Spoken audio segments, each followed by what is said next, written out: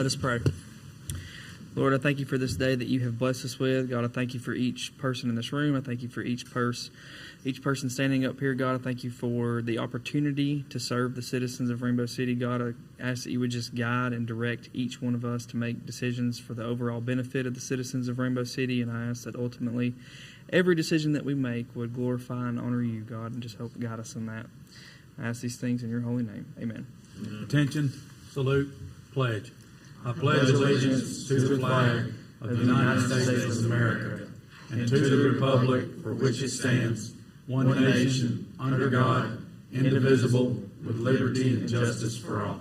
If you turn your cell phones to the off or vibrate position, we'd appreciate it. And I'll ask the clerk to take a roll call. Anita Bedwell, Randy Weiss, Jeff Prince, Jamison Jenkins, Clark Hopper, Mayor Taylor. Here.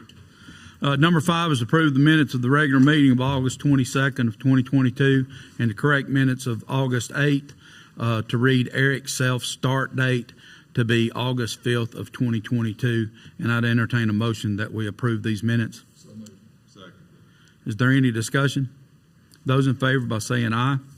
Aye. Any opposed?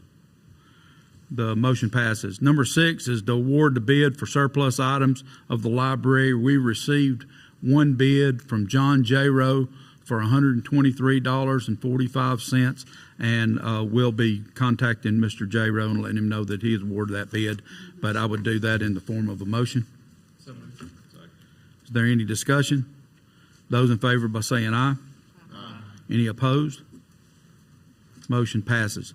Number 7 is to accept the proposal for the construction of 1 tennis court and 2 pickleball courts at the Park Lane facility from Lower Brothers for $20,600, and this is under a public works project that we've been refurbishing the park over the last few months, and this is actually putting the top surface on that would be striped and colored and all of those things, and I would entertain a motion that we accept that proposal. Is there any discussion? Those in favor by saying aye. Aye. Any opposed? Motion passes. Number 8 is to authorize the city clerk to solicit bids for a new truck for recycling, and this is under the 8M grant that we received for $41,000 here not long ago. We found out that our truck inventory was down, and so we're going to have to do something a little bit different, which is we'll carry out according to the state bid rules and regulations. And I entertain a motion that we authorize the city clerk to do that. So moved. Second. Is there any discussion? Those in favor by saying aye. Aye. Any opposed? Number 9 is to cancel John Bryant's credit card and issue a new credit card for Camp Yancey with the Exchange Bank. And I'd entertain a motion that we allow that to go on. So moved. Second. Is there any discussion? Those in favor by saying aye. Aye. Any opposed? Number 9 passes. Number 10 is personnel changes to accept the retirement for dispatchers Marlene DeGangi effective October 1 of 2022 and Valerie Williams effective November 1st of 2022. Also Cindy Huff and Abigail White from dispatch to be their last day will be September 1st of 2022, and they'll be transferring to E911. Accept the retirement of Joan Rourke from library effective November 1st of 2022. To hire Eric Lineman in the recreation department effective Friday, September 2nd of 2022. To reclassify SRO Mike Prater from seasonal employee to a temporary employee status effective Friday, September 16th of 2022. To promote Fire Captain Craig Hill to Fire Marshal effective Friday, September 16th of 2022. And also to promote Fire Lieutenant Jeremy Hawkins to Captain effective Friday, September 16th of 2022. To post 2 firefighter positions for 10 days to end on Friday, September 23rd of 2022. And I'd ask that we pass all of those personnel changes in its entirety, and I entertain a motion that we do so. So moved. Is there any discussion? Those in favor by saying aye. Aye. Any opposed? Number 11 is to appoint We'll give you guys a chance to speak when we get through. Number 11 is to appoint Hal Murphy to the Board of Adjustments to replace Rodney Prickett. Evelyn Musket, the supernumerary, will return as a full member to replace Tommy Colvin, and to appoint Chris Reason as a supernumerary member to replace Evelyn Musket's position. And I would ask that we make those appointments in the form of a motion. So moved. Second. Is there any discussion? Those in favor by saying aye. Aye. Any opposed?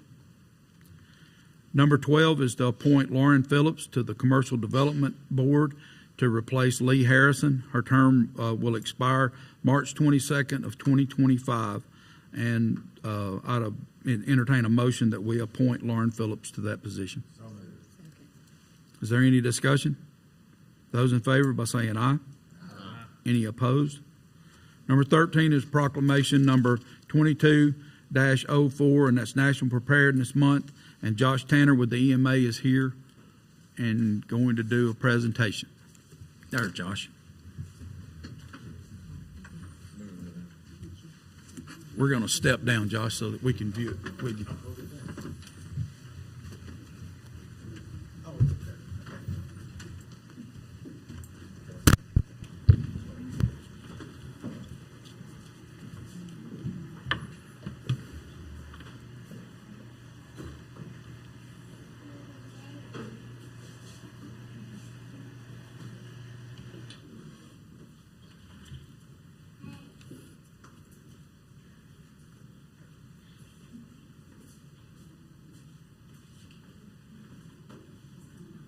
No, it's okay.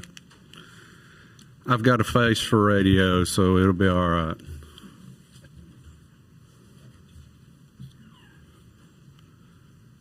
All right, so most of you probably, at least on the council and leadership team, you don't recognize my face, but I'm sure you recognize my name because you get emails from me rather frequently.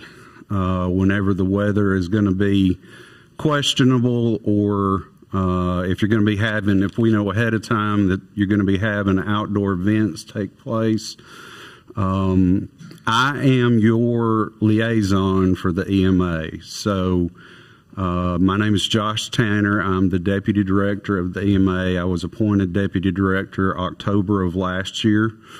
Prior to that, I was with the EMA as an emergency management specialist for 6 years, and then spent 20 years in public safety prior to coming to the EMA. So I've been around the block a time or two, but I want to talk to you tonight about FEMA and National Preparedness Month. Every September is designated as National Preparedness Month.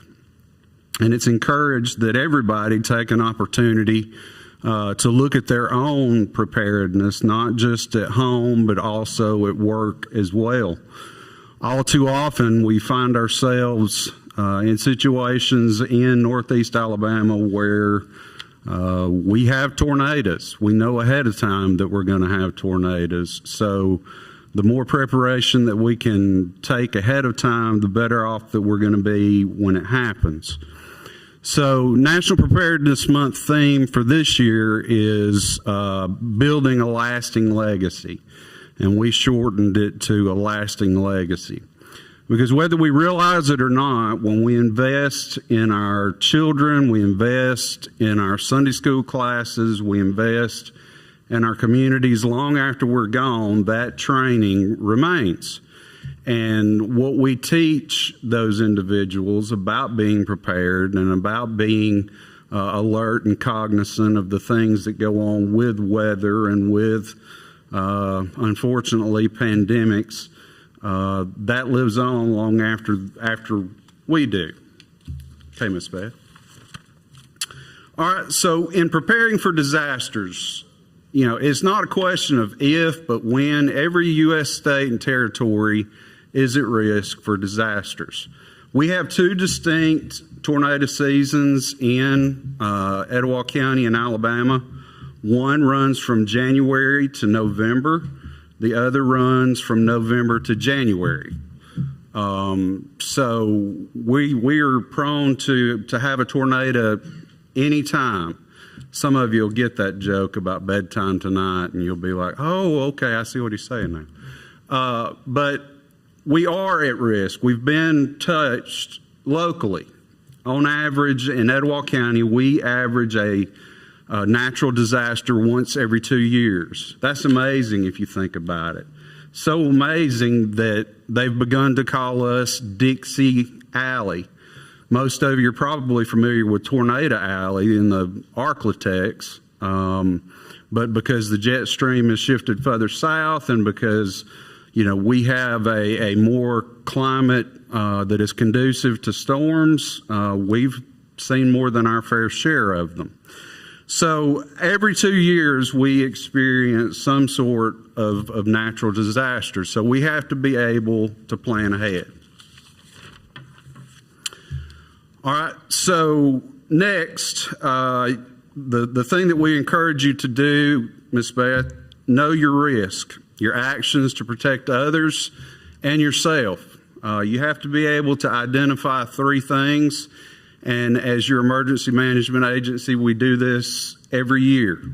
We identify the hazards, we identify the vulnerability, and we identify what that risk provides to our local area.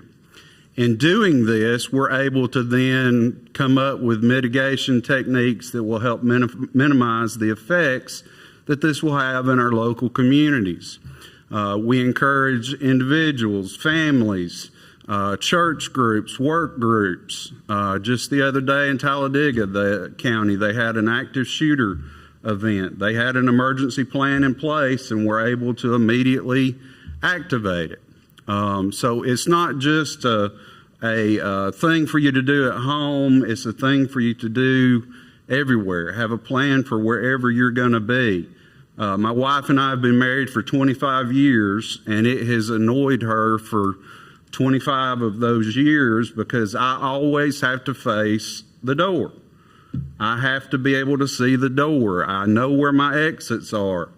And she is one that she just, she picks a seat wherever. I have to know how to get in and out and that sort of thing. So assess your hazards, assess your vulnerabilities, and then take a look at what risk that provides to you and yours. Okay, Ms. Beth. So this is a big fancy acronym called THIRA. And what the THIRA is it's the Threat Hazard Identification and Risk Assessment. It's basically a very drawn-out way of saying what I just said on the previous slide. But the reason that this is so significant this year, as I said, I've been in public safety over 20 years, and it's the first time that we've seen some of these things in our THIRA. Tornadoes being number one is not that abnormal. That's typical. Number two, typically in the past, has always been severe thunderstorms. If you'll notice, number two this year, public health emergency. That in and of itself should speak volumes about how the world is changing, how our community's changing, how our outlook on being prepared and responding is changing. Number three on the list, another that in my lifetime I never thought that I would see, school-place violence. Number four, workplace violence. And then number five, cyber attack. So in the southeastern United States, in Alabama, in Etowah County, our top 5 threats and concerns, only one of them are due to a natural event. The others are due to man-made causes or could be acts of terrorism, depending on what the causative action is. But just to give you a little idea of what else is out there that we take into consideration in our planning, energy failure, failure of the energy grid for not only our county, our state, our region, for the U.S. would be that's a huge threat. Hazardous materials incidents, we have those rather frequently. Typically, they're very small in nature, require very little mitigation to be handled. Flooding is a big one that we do have on a regular basis. Number 9, believe it or not, we actually experience impacts from hurricanes as they, take a lot of time, sometimes weeks to wind up. They take a lot of time to wind down. And so even this far up in Alabama, we do experience some of the hazards associated with hurricanes. Number 10, transportation accidents. Those are typically your semi-trucks that are hauling either hazardous chemicals or might be hauling a lot of batteries. Probably the most memorable one that I ever had was on the day before Thanksgiving up Interstate 59 North, and it was a truckload of frozen turkeys the day before Thanksgiving. And we were able, because the turkeys weren't damaged, the freezers weren't damaged, we were able to get with some of our local partners, and they were able to take that undamaged meat, have it inspected by the health department, and then we were able to use it to feed folks who otherwise wouldn't have something to eat on Thanksgiving. And then number 11, believe it or not, we actually have earthquakes in Northeast Alabama. You may not know that. Most people don't. Anything less than a 5, you typically don't feel. Ours typically in size range from 2.5 to 3.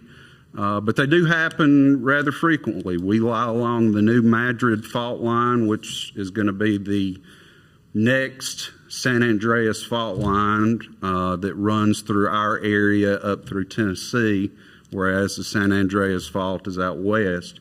But as time goes on, some of us will have to freshen up on earthquakes and learn what the proper techniques are, because it will eventually become more prevalent. And then the last 2 slides, the first of these, we know our hazards. What do we do? Well, how do you build a prepared home? How do you build a prepared workplace? Develop a communication plan.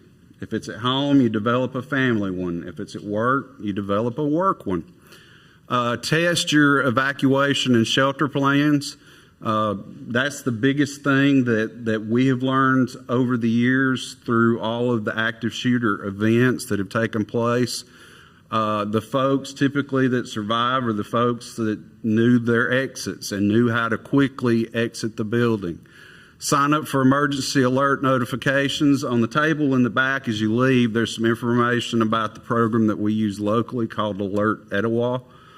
You're able to determine which alerts you want to receive. If you don't want to be notified that it's a dense fog advisory at 2 o'clock in the morning, you don't have to be. However, on the other hand, if you want to know that there's a tornado bearing down in your house at 2 in the morning, you can sign up for that as well. Save for emergencies. We live in an almost cashless society today. I can't tell you personally, just being transparent, the last time I had cash on me. But save for emergencies, because ATMs will go down. If the disaster is large enough, the banks will shut down, and you'll need some cash to be able to buy things with. Safeguard your important documents. The gallon Ziploc size bags make excellent protectors for your insurance documents, for all of your documentation with, immunizations, COVID records. We even in ours have pictures from inside the house, what the house looks like pre-disaster, and then the adjusters, of course, will be able to come in and know what it looks like post-disaster, which those two kind of take care of each other. Check your insurance policy. Keep an emergency stock supply kit. You should have 3 of those, one in your car, one in your house, one at work. Doesn't have to be elaborate, doesn't have to be a whole lot of stuff. It can be very simple. But on our website, gecema.com, you can go to the Disaster Preparedness Kit link, and it will take you to a link, and it will give you the recommended information on what you would need in your kit. And then lastly, this is going to be out of reach for most of us, install a backup generator. For workplaces, public safety places, those are a must-have because that gives you somewhere to operate out of. For most of the private homeowners, unless you're able to get some sort of financial assistance through the government to be able to do that, they're very difficult to be able to afford on your own. And then the last slide is just my information. If you think of any information or any questions, anything you wanted more information on, you can reach me Monday through Friday, 8 to 4:30 at that office number there, 256-549-4575. My email is never off, even when I'm on vacation, which has not happened since 2017. I'm able to check my email, and you can just simply email me any questions or if you have anything that you want any more information about. And so with that, we encourage you to participate in National Preparedness Month. Remember it every September. And thank you for allowing us the opportunity to be here tonight to speak.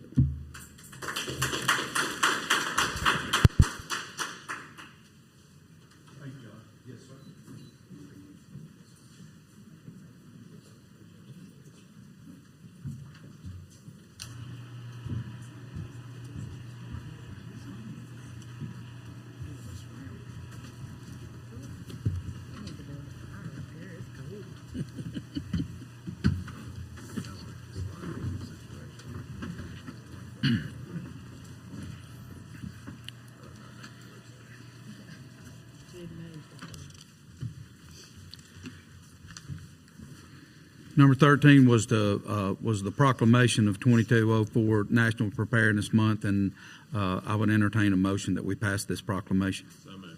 Is there any discussion? Those in favor by saying aye. Aye. Any opposed? Ayes have it. Thank you again, Josh. We appreciate you being here. Appreciate what y'all do over there. Number 14 is resolution number 22-17. That's 318 Kinsey Lane from the Utilities Board of Rainbow City. And can I just do a brief description of it? Just to let y'all know, the Water and Utility Board owned a little small building that's found inside our city shop area, inside the fenced-in area, and they are no longer using that and have seen fit to give that over to the city of Rainbow City. And so it allows us an additional space to be able to put some office and also be able to put our building maintenance guy, Jim Stewart, we're going to put him in there and give him his own place to be able to not only stockpile some of his equipment, but just to be able to work out of and prepare some of his work and those kind of things. So it's a really, really good thing for us. And it was a good thing for them because they get a chance to get it off of their books and stop paying the utilities on it. So we were able to gain several hundred square feet of storage space that's heated and cooled, and it's really going to be something that we can utilize and utilize well. So number 14, 22-17, I entertain a motion that we accept that resolution. Is there any discussion? Those in favor by saying aye. Any opposed? Number 15 is ordinance number 551-A. That amends the annexation ordinance number 551 to add a legal description to 1748 Steel Station Road. And I'll need a motion to introduce the ordinance. So moved. Is there any discussion?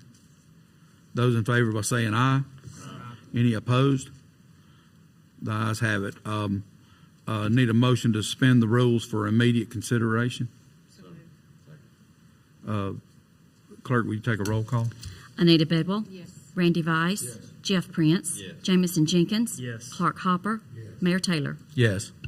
And finally, we'll need a motion to adopt ordinance number 551-A. So moved. Clerk, will you take a vote? Anita Bedwell. Yes. Randy Vice. Yes. Jeff Prince. Yes. Jamison Jenkins. Yes. Clark Hopper. Mayor Taylor. Mayor Taylor. Yes, I'm sorry. There's a lot of eyes and stuff going on in those. Number 16 is an ad request from the Messenger for breast cancer awareness, and it's a 5x5 color ad for $90. And what's the pleasure of the council? Make a motion that we do that. Is there any opposed? Those in favor by saying aye. Those against? Number 17 is a donation request for Liberty Learning. And last year we gave $2,000. And this is a program that teaches all the fifth graders. Really, just it's a civics program that teaches them to have pride in America. And maybe Jameson will speak a little bit to that in just a moment. But I would entertain a motion that we make the same donation that we did previously. So moved. Is there any discussion? You want? I will. We have several students in Etowah County that are able to participate in this program, and it is about civics and teaching them about our country, but it really is teaching them at that age about taking pride in their country. So it teaches them about the history of our country, how we got to where we are, and it really teaches those students at that young elementary age to take pride in their country. And it is a phenomenal program, so I'm happy that we can participate in it. Those in favor by saying aye. Any opposed? Number 18 is a budget revision, and it's for the library to increase to reflect a one-time additional payment of state aid from APLS for fiscal year 2022. I spoke with our librarian today and our director of library, and she said that this was some money that had been returned back from people that did not qualify for their grants with their library, and they saw fit to give us some additional money. So we're very pleased with that, and I would. The amount is $2,641.48, and I can tell you that she is very prepared to spend that money, because she was talking about different types of audio books that she's going to go ahead and get into our library. So it's a really, really exciting time for the library people. They get real stoked up about books and that kind of thing. And I'm really, really pleased with the way we have and the people that we have in our library. But I would make a motion that we do that, or entertain a motion that we make that budget revision. Is there any discussion? Those in favor by saying aye. Any opposed? Number 19 is our department reports. Is there anybody that has a report? I will, if y'all don't mind me taking a point of privilege, go back to our personnel changes. I do want to thank our dispatchers. We know that that's been a very tough time for them, a tough time for this administration as well, looking to make sure that we give the absolute best service possible to our citizens, and we didn't take that lightly. We tried to, myself along with both of our chiefs and also our interim chief, we went and made sure that we made this transition as seamless and painful as possible. I don't know that you can eliminate all of that, but we did try to do that by looking out for them in their next in their decision of where they wanted to go next, and we really did take that to heart, and I want to thank them. That's Marlene, Valerie, Cindy, and Abigail, and we do appreciate, and Sean, and we do appreciate what they've done for the city and all that they'll do for us continually, because the ones that are going over to E911 is going to be a very familiar voice for our police and fire department, and that means a lot. And I can say that having served my time at the city of Gadsden, having a familiar voice on the other end is really a good thing. We just want to thank Joan Rourke. Joan's been with the library how many years? I don't know if we want to talk about that many years. A lot of years, and just been just a pleasure for people that go in and out of our library, and we're so thankful for the time that she served, and hope that she enjoys her retirement. Is Eric Lyman here? I don't think he's here. I didn't. But that's just a new addition. We want to welcome him to our associate family, and the point is just a point of clarification on Mike Prater. We had listed him as a seasonal employee who actually should have been a temporary employee, and that just has to do with making sure that we keep our paperwork and our personnel right and being very transparent to what we're trying to do here at the city. We promoted Craig Hill from fire captain to fire marshal, and Craig's here. Craig, is there anything you want to say? 10, 15, 20 minutes? I mean, you're a preacher. You're supposed to have 20 minutes ready all the time. But we appreciate you, Craig. We appreciate you stepping up and being, taking this job. It's something new for us that we hadn't had in quite a while, and it's something that's very needed. It relieves some of the pressure off of our fire chief, and also kind of gets between you and the line companies, and allows for them to be able to kind of know what's going on in the city before they're the person that's standing at the door and there's smoke in the building. And we know the preventive cost that you'll bring to it. You'll take away a lot of problems for us and problems for that fire department, and we're going to appreciate your work, I know, as we move forward. Jeremy Hawkins is moving from lieutenant to captain. I think he's been acting captain off and on probably for several years. And Jeremy, we appreciate you. Anything you want to say? Thank you, man. We appreciate you. You said more than Craig. That's not often that I can say that. But no, we appreciate you. We appreciate you stepping up and taking a promotion. There are people that'll choose not to promote, through the ranks, and that's their prerogative, and that's a good thing. But the people that are willing to step up and take those leadership roles, that means the world to me, and I appreciate what you're doing. We're made an appointment of Hal Murphy to the Board of Adjustment. Is Hal here? Yeah, Hal couldn't make it today, and I just want to say about the next few people. I appreciate these people being willing to take these spots. They don't make any money, and there's quite honestly, at some point in most of these positions, you're rubbing somebody the wrong way.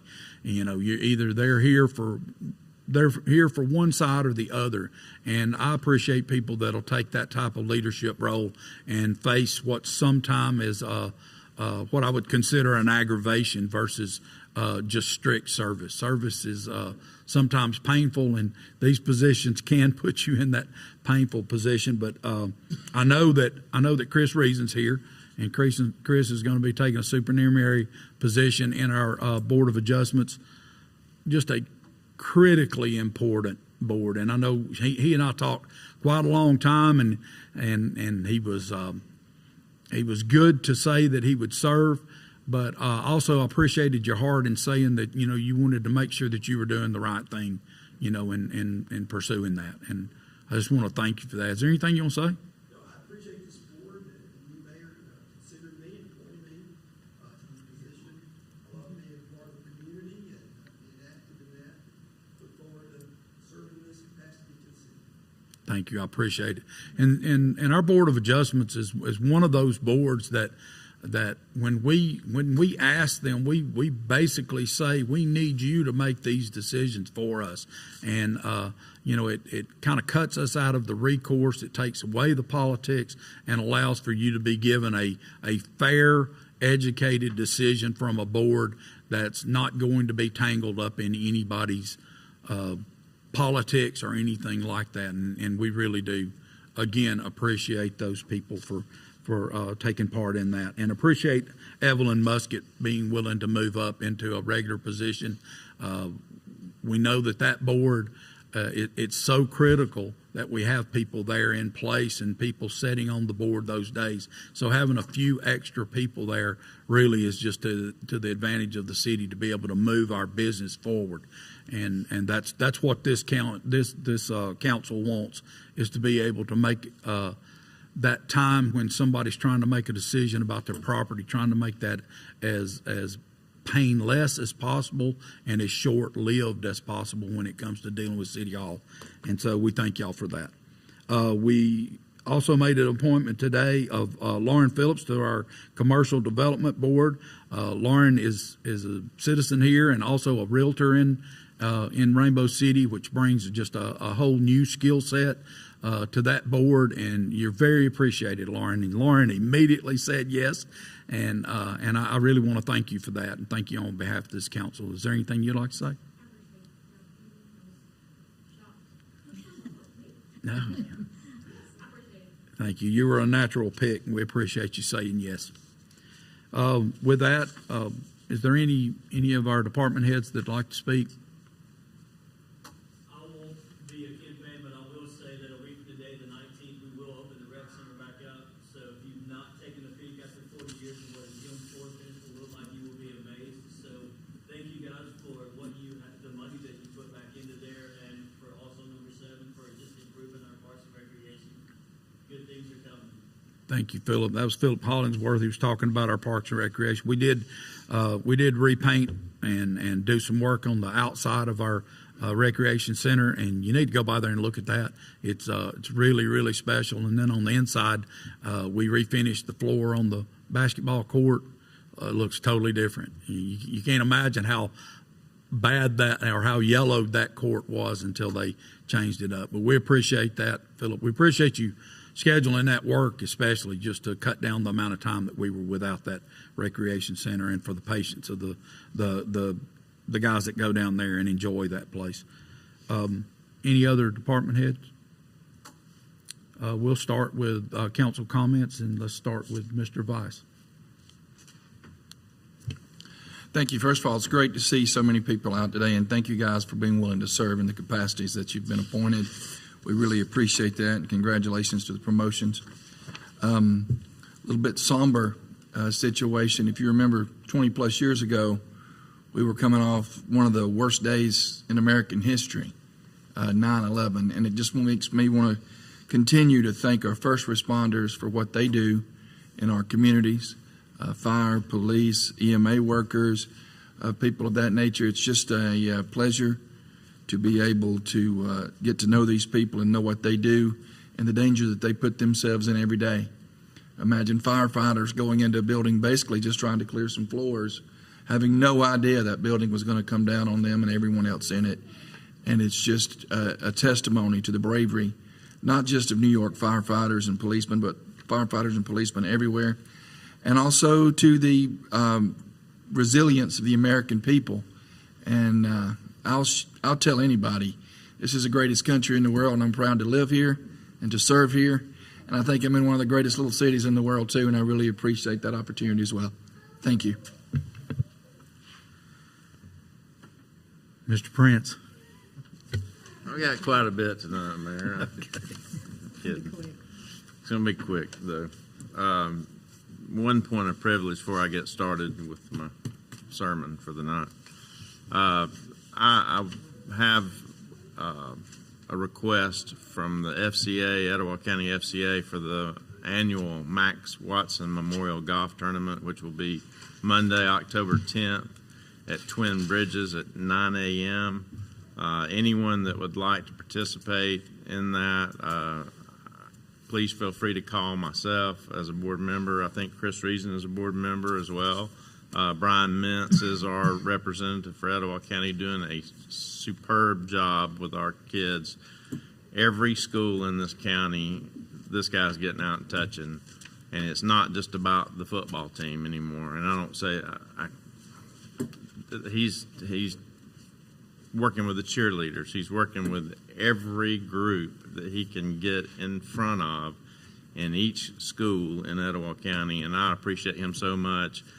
He has asked that the city of Rainbow City, last year we did sponsor a hole for $100. He's asked, would we do that again? So I would leave that up to the pleasure of my council. Second. There's a motion and a second to give $100 to the FCA for a sponsorship. Those in favor by saying aye. Aye. Any opposed? Motion passes. Thank you very much. So much excitement going on in Rainbow City. Park Lane project, man, I go by there every day, multiple times. I've been so excited to see that. I'm ready for it. I'm ready for that pickleball challenge, Philip. The rec center, appreciate all that you guys have done down there.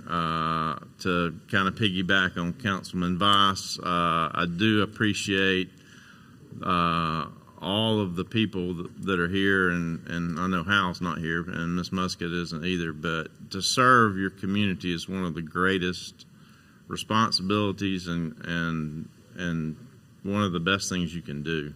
And I think that we live in the, as Randy said, one of the greatest, I won't say little cities, but we live in a great city, and I hope everyone recognizes that and appreciates that. Also, 9/11, I do remember vividly where I was in the city of Rainbow City carrying my daughter to daycare that morning, and the fear and the just anxiety that caused. But what I choose to think about is the feeling that I got on September the 12th, 2001, 21 years ago.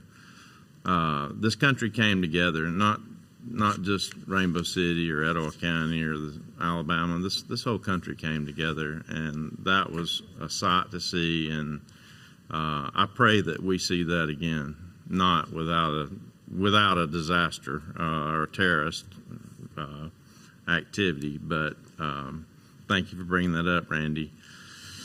Josh Tanner, thank you so much. I get a lot of emails from you, and I appreciate every one of them. I was a claims adjuster for 10 years. I fought those battles. I had to go into the tornadoes and the ice storms and a few hurricanes and things of that nature. I just appreciate what you do, and thank you for coming tonight. Congratulations to our fire department with our promotions. You guys are the best. You know that. We tell you every time we come up here, but you really are. And with that, I am through. How about that? Ms. Bedell, Fast on his part, wasn't it? left you about an hour. Yeah, thank y'all. I won't go ahead and repeat everything that's been said before me, but as you know, we all feel the same way. We're just so blessed to be here. I just want to say a special thank you to Marlene, Valerie, Miss Rourke. They've just been in Rainbow City and been a part of Rainbow City and just been a helper to all of us for so long. So we hope that they enjoy their retirement, and we thank them so much for their service. And I just appreciate each and every one of you who have volunteered to serve. And Craig, I've never seen you so quiet. That's a big change about that. So, and Jeremy, every one of you and all our volunteers who appreciate you serving. And then just one note about the library. We have that. They don't get talked about very much, but they are just an organized group that just keep it together, and they are always looking for a dime, 10 cents, and Buddy, when they find it, they're going to spend it wisely. Miss Tina and all those ladies keep everything in perfect order. The board that helps with the library, I just appreciate so much. And one other thing, I want to say thank you to Tommy Coppin and for the time that he put in on our Board of Adjustments. He was a great asset to us, and we appreciate him very much. But thank y'all for being a part of this council meeting and coming and your support. And we're just glad to see you. Mr. Jenkins. I won't go over each one specifically, but I do want to echo once again a congratulations to all of the promotions. I'm excited to see the potential of the 2 firefighters that we're going to hire. And I do want to say to Josh Tanner, thank you.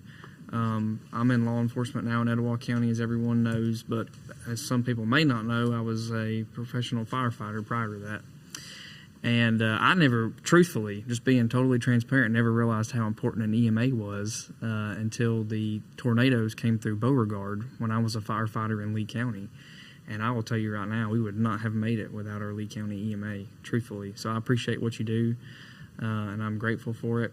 And I do want to say, just as a note, that the United Way will be in Rainbow City in the coming weeks, beginning as early as tomorrow, approaching some local merchants about donating some money to them in some different ways through some sales and different things. So I just want to let that be known that they have approached us, and we are aware that they are going to be in our community, and we're grateful for the United Way and appreciate what they do.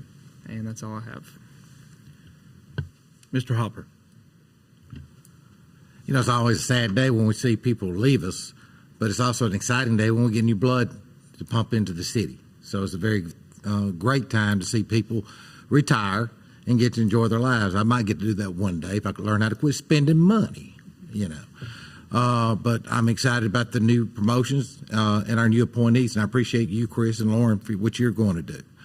All thing I got left is I want to thank the children and the teenagers in our area, whether it's Rainbow City or Southside. They both, Westbrook's off to a great start, Southside's off to a great start. We've got so many playing football with the Crimson Panthers, got about 100 of them playing. I don't know how many we got playing soccer and fall baseball. Everywhere we go, we ain't got enough practice fields for them. And it's aggravating, but it's also a nice problem to have because it means our children are now back outdoors after COVID. But the ones I want to thank are the parents. Those are the ones who haul them back and forth. That's the ones who get them to practice. If you get an opportunity to go to any ball game, especially the Crimson Panthers, spend a paycheck there.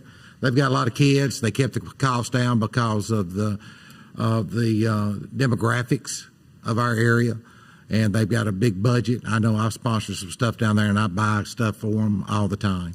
But the main thing is I'm proud of the way our community and our parents work to make our city's children great ambassadors for this community. And with that, I'm through. I missed one thing, and I'm going to go back and catch that. But just my announcement is Thursday, September 22nd, Life South Blood Drive will be in the council chambers from 10 a.m. to 4 p.m. And we always have a pretty good showing of people that come out and give blood, and we would appreciate it if you would do that. Southside's going to have dinner and a movie on Friday, and they're showing Jaws, and you can come in your boat if you dare, and or you can be on land, and we've got that. And I just want to thank Jim Stewart. He's our electrician here at the city, and he's been able to go over, and we talk about cooperation and sharing in the good and the bad. He's been able to go over and to help them be able to put that together and make sure that that's going to come off without a hitch, and we hope that's the way it goes. And I do want to appreciate the FCA. They've done a lot just lately, just the part and the time that I've been able to support them and help them along. I really do appreciate Brian Mintz for what he does and the board. The last thing that I did miss was public comments. Is there anybody that would like to speak to the council? Anyone at all? I'd entertain a motion that we adjourn. So moved. Thank y'all. Thank you for being here.